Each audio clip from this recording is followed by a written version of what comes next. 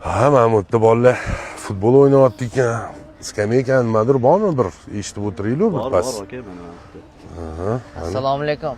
Ya, vaalaykum assalom. Alaykum assalom. Ha, ukam, bu yerda o'tiribsan. Bolalarga qo'shilib, ko'p to'tayapsan, bo'lmaydimi? He aka, men ham bu bola bilan futbol o'ynagim keladi. Men ham ko'p to'tayotgim keladi.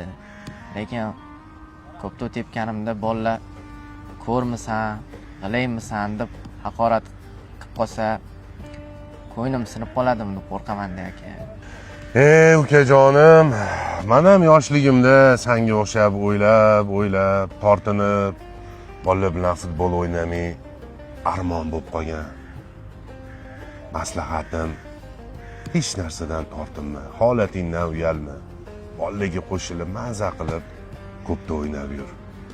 Ertaga yoshligingni, bolaligingni topolmay qolasan. Uka, to'g'ri aytibdilar. Tortinib o'tirish kerak emas. Kayfiyatni tushirma, yur. Qo'shilib ketamiz. Qanday bo'lar ekan? Zo'r bo'ladi. Yur. Ha, davay. Qani, oshir. Hoppa. Qani, mana mashitdan bir tep. Davay, Odil tep. Odil zo'r gol bo'ldi, qani? Uka, gap yo'q. Ko'rdingmi? Komfort zonangda qolib ketmasdan jamiyatga qo'shilib turishning ham foydasi bor, uka. Rahmat aka.